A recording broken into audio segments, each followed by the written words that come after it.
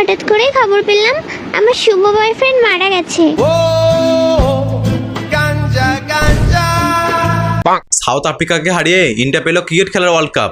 South আফ্রিকাকে হারিয়ে India পেল cricket খেলার world cup, but social media পেল বয়ফ্রেন্ড মিত্র ব্লগ কাপ।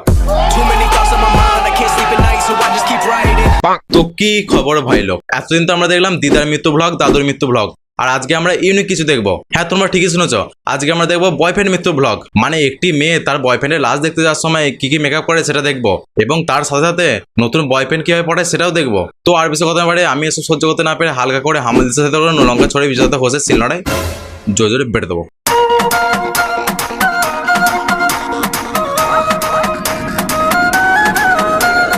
এই ভিডিওটি শুধুমাত্র এন্টারটেনমেন্টের জন্য বানানো এবং ভিডিওটিতে বিচুতি পাতা ঘষা আছে।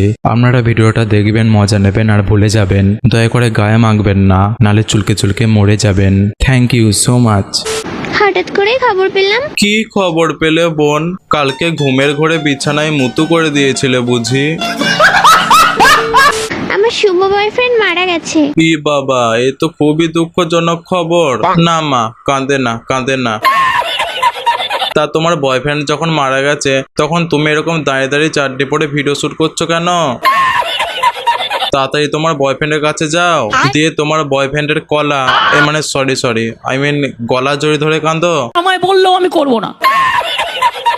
কিভাবে মরেছে জানো? হ্যাঁ জানি তো, তোর এই ন্যাকা কথা সহ্য করতে না পেরে।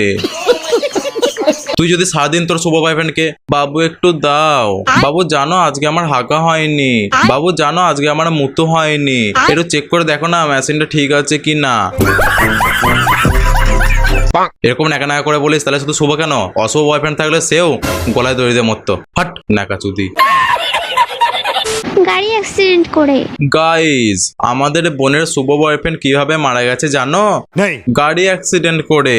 বলেন কি? আসলে শুভ বয়ফ্রেন্ড ঠিক করেছিল আমাদের বোনকে রাঁচি নিয়ে যাবে, তাই গাড়িতে তাড়াতাড়ি করে নিতে আসছিল, দিয়ে অন্যমনস্ক হয়ে অন্য গাড়ির সঙ্গে ধাক্কা লেগে মারা যায়। বলেন কি? শুভ বয়ফ্রেন্ড এখন ভাবছে ভালো হয়েছে আমি একেবারে মারা গেছি, নালে এই ন্যাকা চুদির সঙ্গে থাকতে গেলে আমি এমনিতেই কোমায় চলে যেতাম।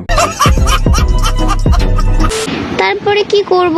তোকে কিচ্ছু করতে হবে না, তুই হালকা মুতে শুয়ে পড়। রেডি হয়ে যাচ্ছি।